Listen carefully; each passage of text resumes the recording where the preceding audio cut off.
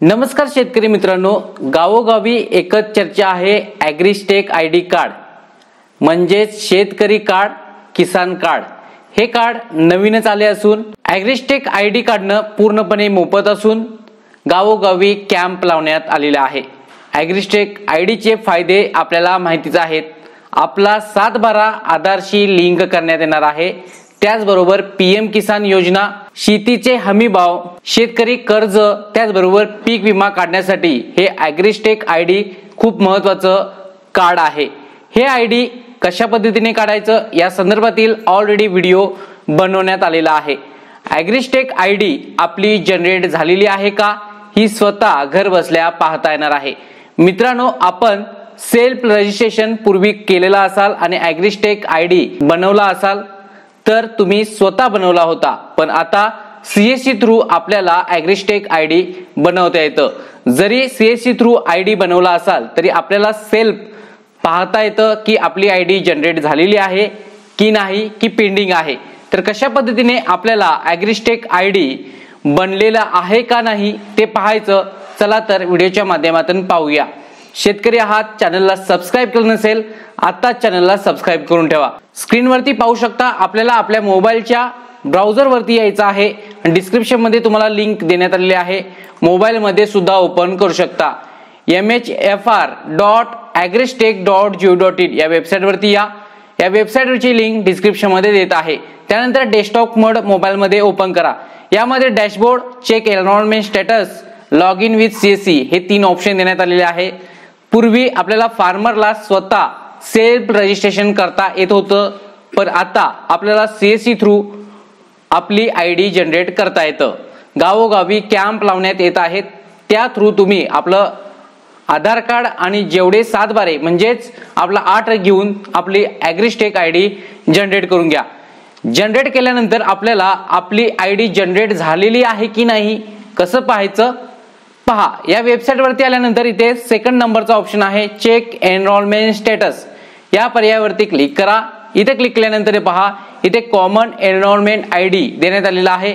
जर माहिती नसेल तर इथे दुसरा ऑप्शन आहे आधार नंबर, तर आपल्याला आधार नंबर या पर्यायावरती क्लिक करायचा आहे। आपला आधार नंबर इथे एंटर करायचा आहे आणि इथं चेक या पर्यायावरती आपल्याला क्लिक करायचं आहे। पाहू शकता एका शेतकऱ्याचं मी पाहतो, चेक या पर्यायावरती क्लिक केल्यानंतर पहा या शेतकऱ्याचा आधार नंबर सुरुवातीला आपल्याला दिसून येतोय। त्यानंतर पहा इथं अप्रूव्हल स्टेटस मध्ये अप्रूव्ड असा मेसेज तुम्हाला पाहायला भेटत आहे, म्हणजेच या शेतकऱ्याचं आयडी अप्रूव्ड झालेले आहे। त्यानंतर फार्मर नेम, त्या शेतकऱ्याचं पूर्ण नाव आलेलं आहे।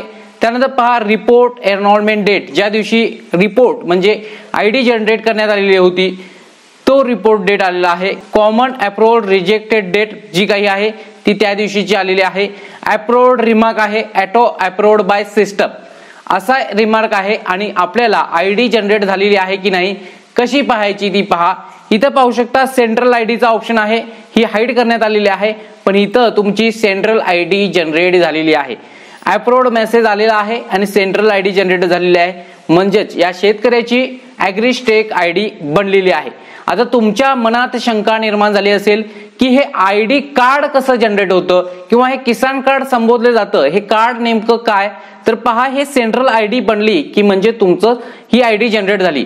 आता पहा सरकार यावरती एखादं कार्ड बनवतं का आणि ही सेंट्रल आयडी त्यामध्ये नमूद करतं आणि त्यानंतर हे आपल्याला डाउनलोड करता येतं का हे आपल्याला पाहावं लागणार आहे। सरकारकडून काय अपडेट येते का की कार्ड जनरेट होईल का?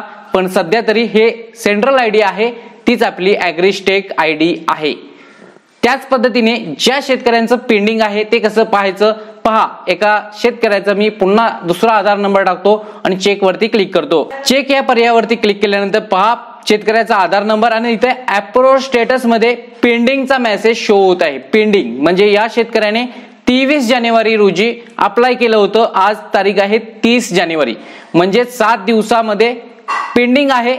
सेंट्रल आयडी जनरेट झालेला आहे, इथे पाहू शकता सेंट्रल आयडी त्यांना भेटलेला आहे, पण अप्रूव्ड स्टेटस मध्ये पेंडिंग आहे, तिथे अप्रूव्ड येणं गरजेचं आहे। तर अशा पद्धतीने आपला ॲग्रीस्टेक आयडी जनरेट झालेला आहे, तो अप्रूव्ड आहे की पेंडिंग आहे ते अशा प्रकारे आपल्या मोबाईल वरती पाहता येणार आहे। हा व्हिडिओ सर्व शेतकऱ्यांना शेअर करा। ॲग्रीस्टेक आयडी बनवणं खूप सोपं आहे। हे काम CSC केंद्र चालकांकडे देण्यात आलेलं आहे, त्यामुळे त्यांच्याकडे जा आणि तुमचं हे ॲग्रिस्टेक ID बनवून घ्या। ॲग्रिस्टेक ID कशा पद्धतीने बनवायचं याचा व्हिडिओ ऑलरेडी बनवलेला आहे। सेल्फ सुद्धा कसं बनवायचं आणि CSC थ्रू सुद्धा कसं बनवायचं याचा व्हिडिओ बनवलेला आहे, पण सेल्फ रजिस्ट्रेशन तुर्तास बंद आहे।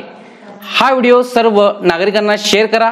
पुन्हा भेटूया नेक्स्ट महत्त्वपूर्ण व्हिडिओ घेऊन। जय हिंद, जय महाराष्ट्र।